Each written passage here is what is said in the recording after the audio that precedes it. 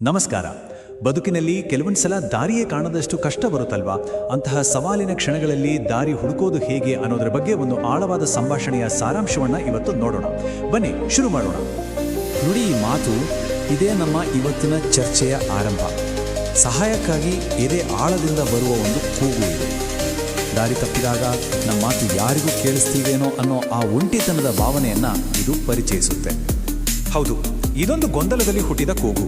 ಇದು ಪ್ರತಿಯೊಬ್ಬರ ಜೀವನದಲ್ಲೂ ಬರುವಂತಹ ಒಂದು ಸಹಜ ಕ್ಷಣ. ಯಾವಾಗ ಗೊಂದಲ, ಸೋಲು ನಮ್ಮನ್ನು ಸುತ್ತುವರಿಯುತ್ತೋ ಆಗ ಇದೇ ಭಾವನೆ ನಮ್ಮದೂ ಆಗಿರುತ್ತೆ. ಅಷ್ಟಕ್ಕೂ ಈ ಹತಾಶೆ ಯಾಕೆ ಬರುತ್ತೆ? ಅದಕ್ಕೆ ಒಂದೇ ಕಾರಣ ಇರಲ್ಲ. ಕೆಲವೊಮ್ಮೆ ವೈಯಕ್ತಿಕವಾಗಿ ಸೋತೆ ಅನ್ನೋ ಭಾವನೆ ಕಾಡುತ್ತೆ. ಇನ್ನು ಕೆಲವೊಮ್ಮೆ ಬೇರೆಯವರ ಕೋಪಕ್ಕೆ ಗುರಿಯಾಗಿರ್ತೀವಿ. ಮತ್ತೆ ಕೆಲವೊಮ್ಮೆ ನಮ್ಮ ಕಣ್ಣಲ್ಲೇ ನಾವು ಸಣ್ಣವರಾಗಿ ಕಾಣ್ತೀವಿ.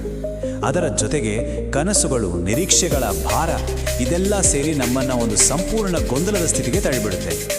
ಸಾಮಾನ್ಯವಾಗಿ ಎಲ್ಲರೂ ಹೋರಾಡು, ಗೆಲ್ಲುತ್ತೀಯ ಅಂತ ಸಲಹೆ ಕೊಡ್ತಾರೆ. ಆದರೆ ಯಾರೂ ಹೇಳಲ್ಲ ಮನಸ್ಸೇ ಸೋತು ಹೋದಾಗ ಎಲ್ಲಿಗೆ ಹೋಗಬೇಕು ಅಂತ, ಅಲ್ವಾ? ಇದು ನಾವು ಕೇಳಿಕೊಳ್ಳಬೇಕಾದ ಅತಿ ಮುಖ್ಯವಾದ ಪ್ರಶ್ನೆ. ಆದರೆ ಆ ಕೂಗಿಗೆ ಉತ್ತರ ಸಿಗುತ್ತೆ. ಅಚ್ಚರಿ ಅಂದರೆ ಆ ಉತ್ತರ ಹೊರಗಿನಿಂದಲ್ಲ, ಬದಲಾಗಿ ನಮ್ಮ ಒಳಗಿನಿಂದಲೇ ಮೂಡಿ ಬರುತ್ತೆ. ಇದು ಕೃಷ್ಣನಿಂದ ಬರುವ ಮೊದಲ ಭರವಸೆ. ನೀನು ಒಂಟಿಯಲ್ಲ ಅನ್ನೋ ಒಂದು ದೊಡ್ಡ ಧೈರ್ಯ ತುಂಬುವ ಮಾತು. ಇದು ನಮ್ಮ ಪ್ರತಿ ಕ್ಷಣದಲ್ಲೂ, ನಮ್ಮ ಪ್ರತಿ ಉಸಿರಲ್ಲೂ ಆ ದೈವಿಕ ಶಕ್ತಿ ಜೊತೆಗಿಲೆ ಅನ್ನೋದನ್ನು ನೆನಪಿಸುತ್ತೆ. ಇಲ್ಲಿ ನೋಡಿ, ನಮ್ಮ ಯೋಚನಾ ಕ್ರಮವನ್ನೇ ಬದಲಾಯಿಸುವ ಶಕ್ತಿ ಇದೆ. ನೀನು ಸೋತಿದ್ದೀಯಾ ಅಂದ್ಕೊಳ್ಳುವ ಬದಲು ನೀನು ಕಲಿತಿದ್ದೀಯಾ ಅಂತ ಭಾವಿಸಬೇಕು. ಸಮಯ ನಿನ್ನನ್ನು ಮುರಿತಿದೆ ಅನ್ನೋ ಬದಲು ಸಮಯ ನಿನ್ನನ್ನು ರೂಪಿಸ್ತಿದೆ ಅಂತ ನೋಡಬೇಕು. ಇಲ್ಲಿ ಸೋಲು ಅನ್ನೋದು ಅಂತ್ಯ ಅಲ್ಲ, ಅದು ಬೆಳವಣಿಗೆಯ ಒಂದು ಅವಕಾಶ. ಹೌದು, ಸೋಲು ಅದನ್ನು ನಾವು ಶತ್ರು ಅನ್ಕೋತೀವಿ, ಆದರೆ ಅದು ನಮ್ಮ ಗುರು ಆಗಬಲ್ಲದು. ಇತಿಹಾಸವನ್ನೇ ಬರೆದವರು ಕೂಡ ಸೋಲನ್ನು ಅನುಭವಿಸಿ ಬಂದವರೇ. ಇದೇನೂ ಹೊಸತಲ್ಲ. ಮಹಾಯೋಧ ಅರ್ಜುನನನ್ನೇ ಉದಾಹರಣೆಗೆ ತೆಗೆದುಕೊಳ್ಳಿ.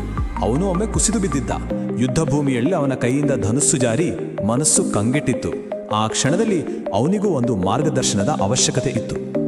ಇಲ್ಲಿ ಕೃಷ್ಣ ಹೇಳೋ ಮಾತು ತುಂಬ ಮುಖ್ಯ. ಗಮನ ಇರಬೇಕಾಗಿದ್ದು ಫಲಿತಾಂಶದ ಮೇಲಲ್ಲ, ಪ್ರಕ್ರಿಯೆಯ ಮೇಲೆ. ನೀನು ಗೆಲ್ತೀಯ ಅಂತ ಭರವಸೆ ಕೊಟ್ಟಿಲ್ಲ, ಬದಲಿಗೆ ನಿನ್ನ ಕರ್ತವ್ಯವನ್ನು ಶ್ರದ್ಧೆಯಿಂದ ಮಾಡುವಂತಷ್ಟೇ ಹೇಳಿದ್ದು ಅಂತಾನೆ ಕೃಷ್ಣ. ಹಾಗಾದ್ರೆ ದಾರಿ ಯಾವುದು? ನೋಡಿ, 3 ಸರಳ ಹಂತಗಳು. ಮೊದಲನೇದು ಮಾಡಬೇಕಾದ ಕೆಲಸವನ್ನ ಮಾಡೋದು. ಎರಡನೇದು ಅದನ್ನು ಪೂರ್ಣ ಸಮರ್ಪಣಾ ಭಾವದಿಂದ ಮಾಡೋದು. ಕೊನೆಗೆ ಫಲಿತಾಂಶ ಏನೇ ಬರಲಿ ಆ ಪ್ರಯಾಣವೇ ನಮ್ಮನ್ನು ರೂಪಿಸುತ್ತೆ ಅನ್ನೋದನ್ನ ಅರ್ಥ ಮಾಡ್ಕೊಳ್ಳೋದು.